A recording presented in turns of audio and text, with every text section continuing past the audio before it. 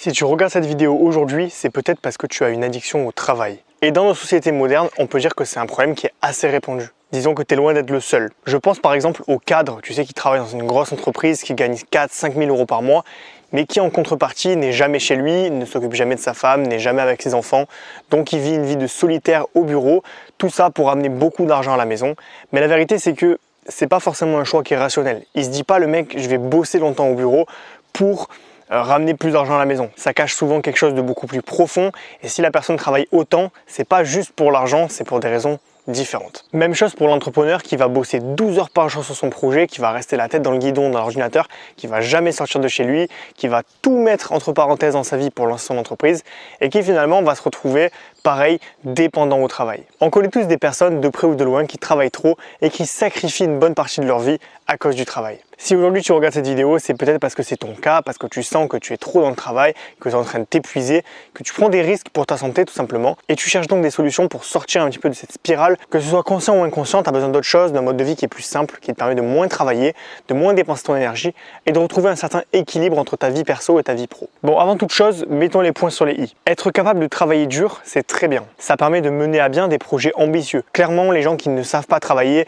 ont plus de difficultés pour lancer des projets. Voilà, c'est une qualité qu'il ne faut pas non plus détruire. On ne va pas dire que travailler beaucoup c'est mal, c'est quelque chose de plutôt bien d'une manière générale, mais il faut savoir contrôler ce super pouvoir. Par contre, si tu ne sais pas contrôler ce goût pour le travail, cette capacité à travailler beaucoup et longtemps, ça peut te causer des problèmes et ça t'en cause probablement aujourd'hui. Ça entraîne son lot de conséquences négatives, comme par exemple des troubles de l'estime de soi, des troubles de l'attention et ça peut même causer une dépression. D'ailleurs, l'étape finale des gens qui travaillent trop et qui finissent par s'épuiser, c'est le fameux burn-out ou syndrome d'épuisement professionnel. Quand on arrive là, c'est que généralement tu as vraiment beaucoup tiré sur la corde au point où ton corps entier te dit stop, tu peux plus bosser, arrête tout. Donc tu te retrouves un petit peu paralysé du jour au lendemain parce que ton corps il peut plus supporter ce travail que tu lui infliges chaque jour. Et si je peux t'en parler, c'est parce que j'ai vécu ça. Moi, quand j'étais salarié, j'ai été associé à mon ancien patron, il m'avait donné des parts dans une entreprise qu'on lance ensemble, mais j'étais toujours son employé et j'ai dépensé énormément d'énergie, j'ai donné vraiment beaucoup de ma personne jusqu'au jour où en fait j'ai craqué, j'en pouvais plus, j'avais trop travaillé par rapport à la reconnaissance et aux résultats que j'obtenais et j'ai fini par en fait me casser en deux. J'ai quitté mon poste et je me suis retrouvé en situation de burn-out chez moi tout seul au chômage. Donc ça a été très compliqué, mais c'est quelque chose que voilà, le fait de l'avoir vécu, je peux te le dire, n'attends pas d'en arriver là pour agir parce que tu risques d'en souffrir après et de mettre beaucoup de temps à t'en remettre. Et même en tant qu'entrepreneur, je suis un gars qui aime beaucoup bosser, je suis un mec entier, je fais les choses jusqu'au bout. Donc je me suis retrouvé aussi dans une situation où je travaillais aussi beaucoup en tant qu'entrepreneur alors que normalement je suis censé travailler moins à mesure que j'ai la liberté financière. Donc là, mon challenge actuel, c'est un petit peu de moins travailler. C'est pour ça que je fais cette vidéo, elle est totalement dans le thème. J'ai beaucoup bossé les 2 dernières années parce qu'il fallait lancer mon business, tout simplement parce qu'il fallait que je remplace mon salaire quand je suis devenu entrepreneur.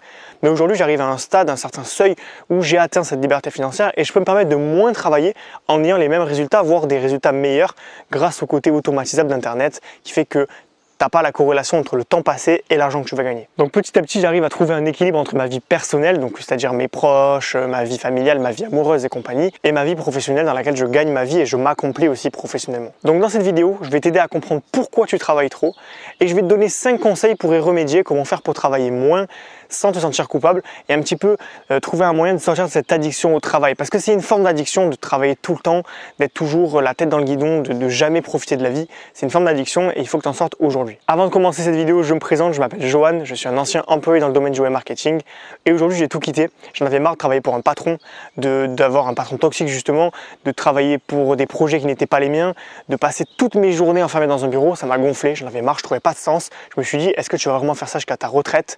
Donc j'ai décidé de tout quitter pour devenir libre financièrement. Alors dit comme ça fait un peu vendeur de rêve, hein, on dirait que c'est un truc incroyable de devenir libre financièrement, mais la vérité c'est que j'ai créé des petits projets en parallèle de mon CDI pendant plusieurs années pour développer des revenus passifs, des revenus automatiques qui se développent en parallèle, donc sans que j'ai besoin de mettre proportionnellement du temps pour avoir ces revenus là. Donc tout simplement je crée des projets, je les automatise au maximum pour qu'ils me rapportent de l'argent en automatique et ensuite je profite et j'ai pu remplacer en quelques années mon salaire jusqu'au jour où je suis devenu libre financièrement. Je travaille pour moi, je rends de compte à personne et je suis totalement accompli professionnellement. Si aujourd'hui tu es dans une situation similaire et que tu veux sortir du salariat, du métro boulot dodo qui t'emprisonne, alors je t'invite à télécharger gratuitement mon guide des 24 moyens de générer des revenus passifs. Je te mets le lien en description, il est offert, tu peux le télécharger en un clic. Voilà, ça va te permettre de voir tous les projets qui s'offrent à toi, des petits projets que tu vas pouvoir faire à côté de ton CDI pour te libérer financièrement et retrouver tes 3 libertés fondamentales, financières, géographiques et temporelles. Voilà, c'est le meilleur moyen que je peux te proposer pour travailler moins, donc te libérer de l'addiction au travail et gagner plus, c'est-à-dire en fait remplacer ton CDI petit à petit. Donc c'est vraiment la solution si tu veux gagner ta vie, vivre heureux, avoir un équilibre entre ta vie pro et ta vie perso et en même temps gagner ta vie. Allez, c'est parti. Avant de te donner des solutions concrètes pour arrêter justement cette dépendance au travail, c'est d'être un bourreau de travail, j'aimerais juste qu'on fasse un petit point sur pourquoi ça t'arrive. Pourquoi aujourd'hui tu es addict au travail, pourquoi tu te sens obligé de travailler énormément, soit dans le salariat, soit dans l'entrepreneuriat. C'est vraiment intéressant, tu vas comprendre des choses sur toi qui vont te permettre d'avoir des déclics. Il y a 2 raisons principales qui vont te pousser à trop travailler. La première, ça va être la fuite de quelque chose. Alors ça, on n'y pense pas souvent, mais par exemple une vie familiale compliquée, ça peut te donner envie de sortir un petit peu de ça. Tu vois, c'est un petit peu un exutoire, le travail, c'est comme n'importe quelle addiction en fait. Par exemple, je sais pas, si ça va pas dans ton couple, ça va pas depuis certaines années, tu vas peut-être te noyer dans le travail parce que tu vas avoir envie de fuir cette situation. Tu vois, le cerveau, il est malin, il va faire des associations, il va dire, si je travaille plus, je vais moins avoir à supporter mon compagnon, ma compagne. Si je travaille trop, je ne vais pas être obligé de me rendre compte que je ne suis pas très heureux au final. Il y a plein de schémas qui font que tu vas essayer de fuir via le travail. Et il y a beaucoup de gens qui font ça, tu vois. Le cadre, typiquement, comme je te disais tout à l'heure, qui va bosser 50 heures par semaine, qui va se tuer la santé pour 3 000 € par mois, il va faire quelque chose. Et tant qu'il ne va pas affronter cette chose qui fuit, malheureusement, il va être toujours obligé de travailler pour fuir ses responsabilités. Parce que quand tu travailles beaucoup, tu perds un peu la notion du temps, donc tu n'es plus forcément dans la réalité, tu vois, tu es un petit peu dans ton monde à toi, un peu comme quand tu joues aux jeux vidéo ou quand tu vas boire quand tu es un alcoolique par exemple, tu vois. Donc tu vas perdre la notion du temps et ça c'est quelque chose qui est très recherché dans le système de fuite. Et ça donne aussi un sentiment de vie intense, tu vois. Si ta vie elle est pourrie, que tu t'ennuies, que tu n'as rien à faire de tes journées et que d'un coup tu te mets à travailler à fond, que tu mets toute ton énergie dans un projet, que tu t'arrêtes jamais, tu vas avoir l'impression d'avoir une vie qui est super remplie et ça va être aussi un moyen de fuir un petit peu la réalité qui fait que dans ta vie, il ne se passe pas des choses extraordinaires et que tu aimerais peut-être avoir une vie plus intense. Donc voilà, il faut que tu comprennes qu'il y a un système de fuite très souvent. La deuxième raison, c'est que tu vas pouvoir rechercher quelque chose que tu n'as pas. Là, ça va être l'inverse, ça va être plutôt combler quelque chose, tu vois. Par exemple, si tu as manqué de reconnaissance dans ta jeunesse, tu vas peut-être la rechercher à travers un projet que tu vas lancer ou à travers les yeux d'un patron qui va dire « Ah, c'est bien ce que tu fais », tu vas chercher de la reconnaissance. Et cette reconnaissance, ça va te pousser à travailler beaucoup plus parce que tu vois, c'est le fameux présentéisme. Tu restes au bureau jusqu'à 19 h parce que tu veux faire les yeux doux au patron et avoir une augmentation. Finalement, c'est pas que pour l'augmentation que tu fais ça. Si c'était que pour une question de 100 €, peut-être que tu le ferais pas. Si tu le fais, c'est parce que tu as envie que le patron il t'estime, tu as envie que le patron il dise que c'est bien, que tu es un bon employé. Donc tu as besoin, si tu veux, tu as ce besoin de reconnaissance qui va te pousser à faire des choses que tu ne ferais pas en temps normal et donc ça va peut-être te pousser à beaucoup travailler. Et pareil dans l'entrepreneuriat, le fait de vouloir travailler beaucoup, ça va être un moyen, tu vois, de prouver aux gens autour de toi que tu es capable de le faire. Donc en fait, avant de commencer à travailler, il faut supprimer tous les schémas négatifs, les schémas destructeurs qui te font travailler pour des mauvaises raisons. Donc le conseil que je te donne, c'est vraiment de te poser là tout de suite, tu vois, tu te poses, tu réfléchis et tu notes 3 raisons sur un papier.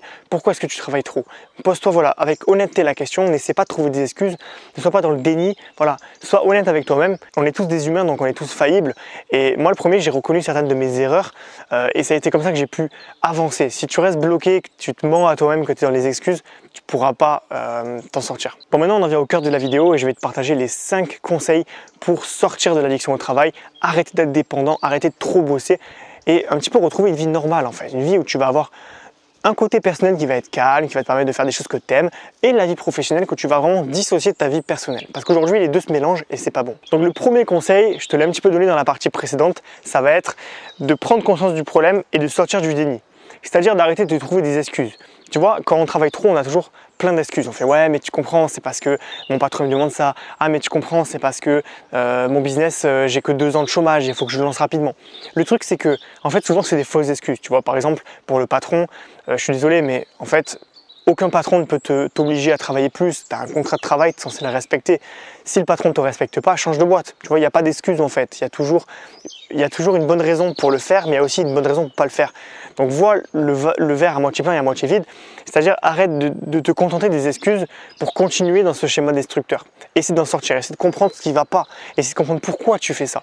Voilà, donc il n'y a pas de bonne raison de travailler 50 heures par semaine.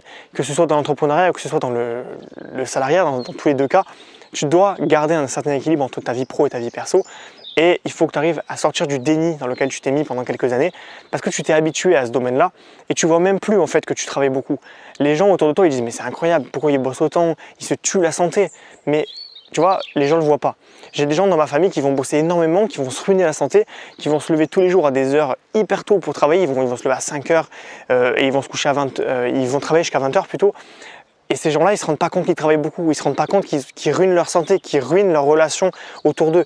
Tu vois, et ça, c'est quelque chose que j'aimerais vraiment alerter, c'est regarde ce que disent les autres aussi, écoute les autres quand ils te disent des choses, tu vois. Ça ne veut pas dire qu'il faut les écouter aveuglément, mais ils disent des choses qui ont du sens souvent. Donc si les gens ils disent que tu travailles trop, que tu te prends trop la tête, que tu es toujours fatigué à cause de ton travail, que ça te prend beaucoup d'énergie mentale, pose-toi des questions et réagis en conséquence. Le deuxième conseil, ça va être de se débarrasser de l'idée reçue que le travail, c'est proportionnel au résultat. Alors, je reviens un peu en arrière, effectivement, il y a une forme de proportionnalité entre le travail et le résultat. Si tu ne travailles pas, tu n'as aucun résultat. Si tu travailles, tu as du résultat. Bon, ok, jusque-là, on se comprend. Mais c'est pas proportionnel.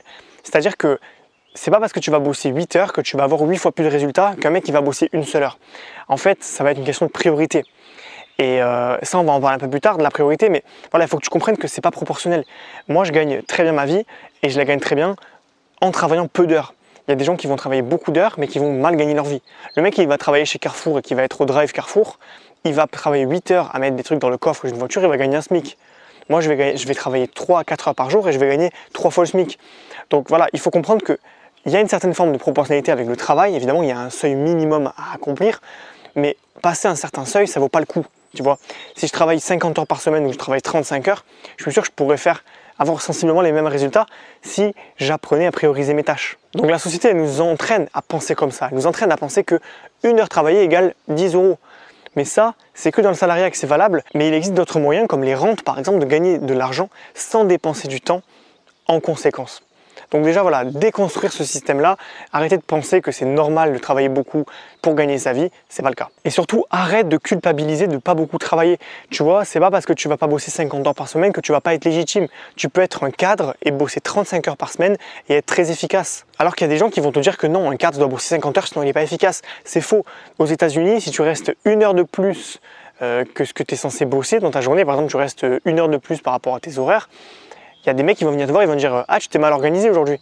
Parce que dans cette culture-là, c'est pas normal de trop travailler. Et à l'inverse, quand tu vas au Japon, c'est un truc de fou. Il y a des gens, ils travaillent tellement qu'ils meurent. Ils meurent au travail tellement ils travaillent. Il y a des mecs, ils bossent jusqu'à 22 heures, ils vont directement au bar et ils s'endorment par terre ou dans le métro. Et ils retournent travailler le lendemain sans être rentrés chez eux. Il y a cette culture du travail au Japon, par exemple, qui est too much par rapport à nous, c'est énorme. Voilà, il faut faire la distinction entre les cultures et arrêter de penser que le fait de travailler peu, c'est synonyme de mal travailler. Ensuite, le troisième conseil, il colle avec ce que je te disais sur la priorisation des tâches, c'est de faire chaque jour une seule tâche qui va avoir un fort potentiel en termes de résultats. Tu vois, aujourd'hui, on est lundi, je fais ma vidéo et j'ai le choix. C'est soit je fais juste ma vidéo et j'arrête de travailler, soit je fais ma vidéo et je travaille un petit peu, soit je fais ma vidéo et je fais plein d'autres trucs.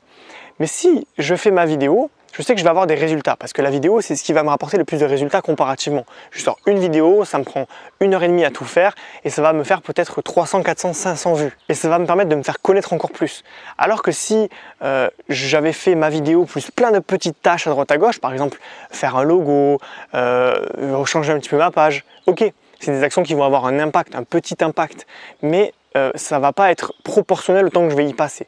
Donc moi, ma priorité, c'est de faire des actions, une petite action par jour qui va avoir une forte valeur. Et c'est ce que je fais en faisant cette vidéo. C'est-à-dire que voilà, cette vidéo, elle ne prend pas beaucoup de temps, mais elle rapporte beaucoup de résultats. Donc chaque jour, fais une seule action qui t'apporte vraiment de la valeur. Fais un choix dans tout ce que tu dois faire. Tu choisis une action et cette action-là, tu la mets au centre de ta journée et tu supprimes tout le reste. C'est une forme de minimalisme professionnel qui fait que tu vas te concentrer que sur ce qui a vraiment de l'intérêt. C'est la fameuse loi de Pareto, c'est les 20% d'actions qui vont te rapporter 80% de résultats. Et ça marche avec absolument tout. Voilà, si tu veux apprendre à cuisiner, il suffit de connaître 10 bonnes recettes pour savoir cuisiner. Tu n'as pas besoin d'en apprendre 500 pour devenir un bon cuistot. Le quatrième conseil que je vais te donner si tu es addict au travail, c'est vraiment de réintroduire progressivement des activités personnelles dans ton quotidien. Parce que quand tu te perds dans le travail, quand tu as un bourreau de travail, que tu travailles beaucoup trop, Eh ben, il y a un moment donné en fait où tu te rends compte que ta journée c'est le travail, t'as rien d'autre. Dès que tu travailles pas, tu t'ennuies, tu sais plus quoi faire de tes journées une fois que tu as arrêté de travailler. C'est pour ça qu'il y a des mecs qui rentrent à 20 h, ils vont directement dormir parce que ça leur permet de ne pas avoir à réfléchir à qu'est-ce que je fais quand je m'ennuie.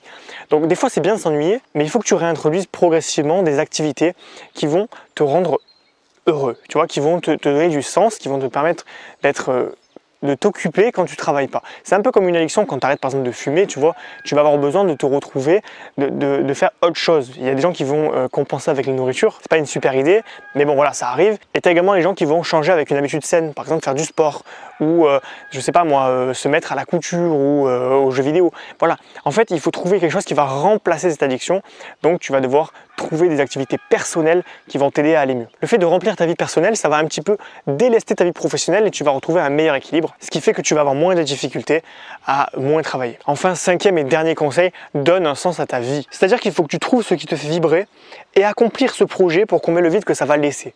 Si par exemple, tu passes ton temps à travailler pour ton patron, ça veut dire que peut-être tu n'as pas de sens dans ta vie personnelle, tu n'as pas de projet qui va vraiment t'enchanter. Alors là, je ne parle pas de petits hobbies comme les jeux vidéo ou la couture comme je t'en ai parlé juste avant, je te parle d'un projet vraiment profond, tu vois, quelque chose qui va t'animer. Par exemple, je sais pas, admettons, demain tu habites en ville, tu en as marre d'habiter en ville, tous les jours tu fais métro boulot dodo, tu es salarié, eh ben, je sais pas, par exemple, achète un terrain à la campagne, arrête de vivre en ville et construis ta maison, tu vois, pourquoi pas. Des projets de vie, des projets personnels, il y en a plein qu'on peut faire. Et souvent, on se contente toujours aux projets professionnels, souvent des projets en plus qui donnent peu de sens parce qu'on travaille pour un patron. Voilà, il n'y a pas forcément de sens. Donc, il faut que tu retrouves un but à ta vie, tu vois, un but, une direction, un grand projet pour que tu puisses faire quelque chose qui te plaît et arrêter de te noyer dans le travail. Voilà, je pense que le bonheur, c'est une question d'équilibre, tu vois. Il y a la fameuse roue de la vie où tu as plusieurs points et tu relis en fait les points, tu notes de 0 à 10 selon à quel point tu es épanoui dans ce domaine. Et il y a des gens qui vont être très épanouis niveau travail, mais qui vont être très peu épanouis niveau amitié, amour et je sais pas moi, par exemple, lieu de vie, et qui du coup vont pas être heureux, tu vois, et ils vont tout mettre dans le travail parce qu'ils vont être frustrés dans les autres domaines. Le but, c'est d'arriver à avoir un petit peu tous les domaines qui sont remplis, d'être équilibré tout simplement pour que tu puisses être plus heureux. Que tu sois un salarié qui passe son temps à bosser pour un patron ou un entrepreneur qui passe beaucoup de temps à travailler sur son projet, qui investit beaucoup de temps, moi ce que je te propose, c'est de t'intéresser aux revenus automatiques. C'est un petit peu la philosophie que je défends. C'est moins travailler pour gagner plus. Alors comme ça fait un peu vendeur de rêve, mais le but, tu vois, c'est pas d'arrêter de travailler, de mettre les pieds sur la plage et de dire c'est bon, j'ai des rentes qui tombent tout le temps. Même si effectivement c'est un beau programme, moi ce que je préconise, c'est de travailler quelques heures par jour pour lancer des projets. Voilà, donc au début tu vas beaucoup bosser évidemment parce que tu vas lancer un projet, il va falloir y investir du temps. Mais une fois que ce projet tu l'as lancé, tu vas, grâce à Internet notamment, automatiser ton business pour que tout soit automatique et que l'argent rentre automatiquement. Donc par exemple, je vais gagner moi 1 200 € de livres par mois grâce à Amazon. Je crée un livre, je le publie et une fois qu'il est publié, j'ai plus rien à faire, il se vend automatiquement pendant plusieurs années. Ben voilà, ça c'est un type de revenu automatique, il y en a plein, par exemple YouTube ça en est un, tu peux faire un blog, tu as plein de trucs qui sont possibles pour gagner ta vie de manière automatique. Et justement, ça tombe bien, je te propose de télécharger gratuitement mon guide des 24 moyens de générer des revenus passifs. Il est offert, il est en description, tu as juste à cliquer et ça te donne 24 idées sur comment faire pour générer de l'argent sans travailler. Donc tu vas pouvoir moins travailler tout en continuant à gagner ta vie et donc te libérer, avoir plus de temps pour tes proches, tes passions, prendre du temps pour toi et donc arrêter ta dépendance au travail, ton addiction au travail qui aujourd'hui va t'emmener droit dans le mur si tu continues à travailler aveuglément. Tu risques de finir par faire un burn-out et c'est dommage. Donc voilà, je t'invite à télécharger le guide qui est juste ici en description et tu vas voir que ça va vraiment donner des bonnes idées pour te lancer.